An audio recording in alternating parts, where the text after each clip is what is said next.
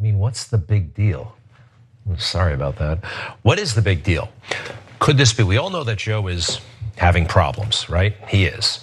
Could it be the ice cream fascination, fixation has something to do with his brain? I'm not kidding here. There's all kinds of research out there from the scientific community that says ice cream can have a minimizing effect on Alzheimer's disease or dementia.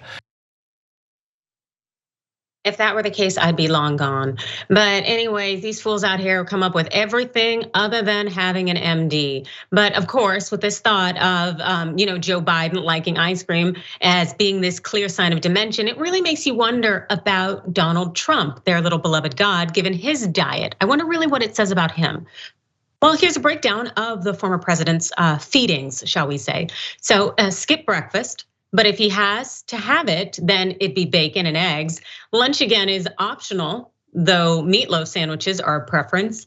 In a book written by former campaign manager Corey Lewandowski called Let Trump Be Trump, the author writes, the president would usually go 14 to 16 hours without eating. Dinner is where the fast food magic happens. And according to the same book, would be a full McDonald's dinner of 2 Big Macs, 2 Filet-O-Fish sandwiches, and a small chocolate shake, a total of 2,430 calories.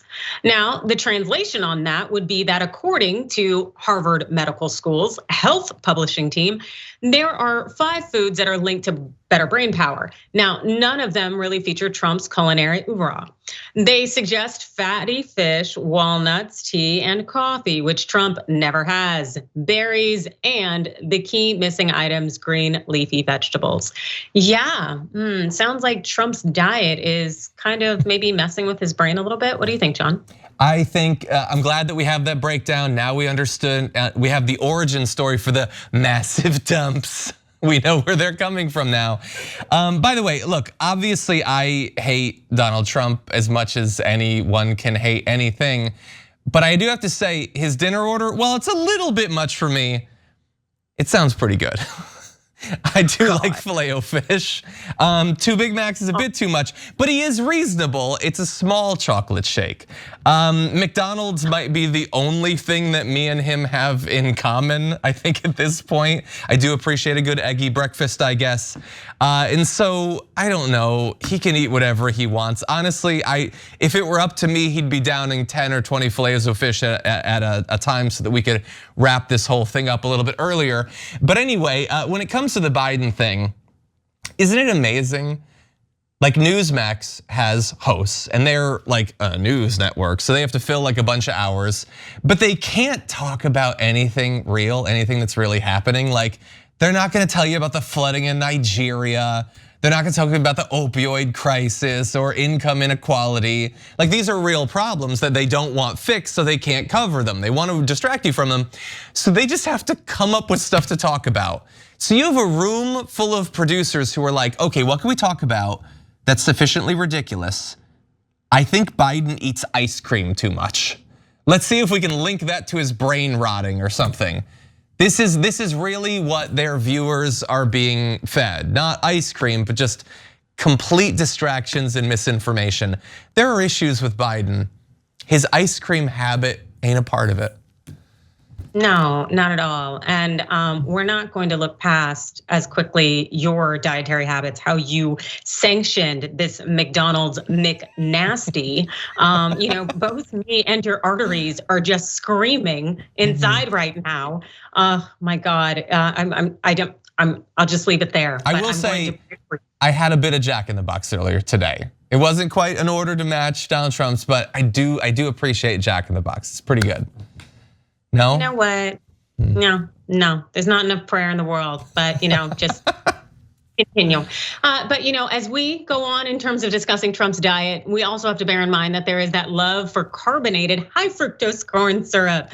Yeah, so according to the New York Times, Trump drinks at least a dozen Diet Cokes every day. It's no secret that Americans in general have a problem with sugary beverages, but a dozen sodas a day, even the diet variety, is just a bit over the top. Dr. Darush Muzaffarian, the dean of the Friedman School of Nutrition, science, and policy at Tufts University told Times that just the caffeine from all the soda is enough to cause him problems like high heart rate, insomnia, and migraines, not to mention other health issues related to diet soda like weight gain, increased risk for type 2 diabetes, and increased risk of stroke.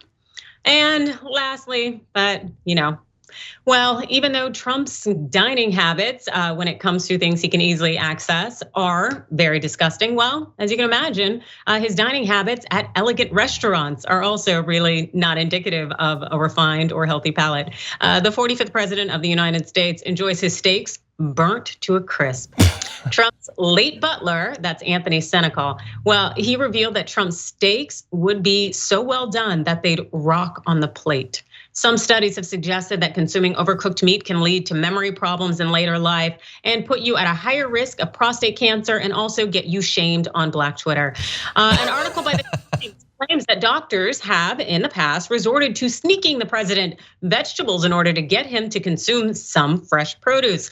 We were working on his diet, Trump's former physician Ronnie Jackson reportedly told the New York Times in 2018. We were making the ice cream less accessible. We were putting cauliflower in the mashed potatoes.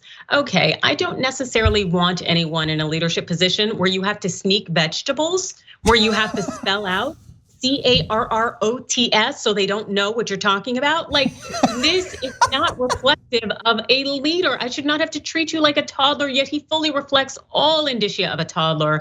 This right-wing media push to condemn Joe Biden because the man likes him some ice cream, especially when you have Trump sitting over here eating the worst things in the world and having just a crappy diet. It's all shenanigans and nonsense. Yeah, and you know that we're gonna defend Joe Biden since we're filming this on Ice Cream Wednesdays. But yeah, the thing that Ronnie Jackson said about him, about the sneaking cauliflower in his mashed potatoes, is so humiliating.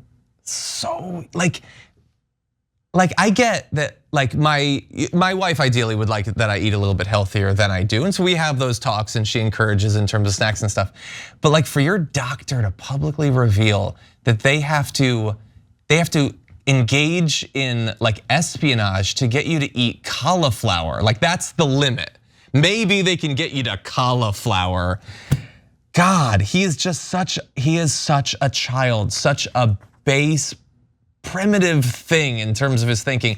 It's always shocked me so much that coming out of his loss in 2020, this guy who wants to be the figurehead of a right-wing party that is absolutely obsessed with masculinity and being an alpha and health and virility and all that, being a strong man, that like after he lost, he didn't do anything in the offseason to fulfill that none of them really do. None of their figureheads do literally anything to even appear to nod at the supposed definition of manhood and health that they say that they have. It is so weird. Like, why is it that a professional wrestler or something hasn't run as a Republican senator at this point? Like, they say that they worship this stuff, but they don't actually support any people in politics or media who really can back up any of this.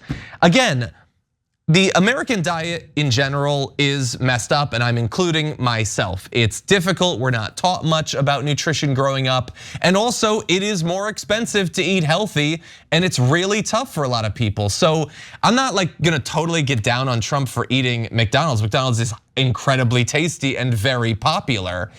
But it also feels like it could be a thing where maybe he could do some good talking about his own struggles to eat a healthier diet. I know that past presidents have done that, but that would be like a showing of vulnerability that obviously we can never expect from Donald Trump.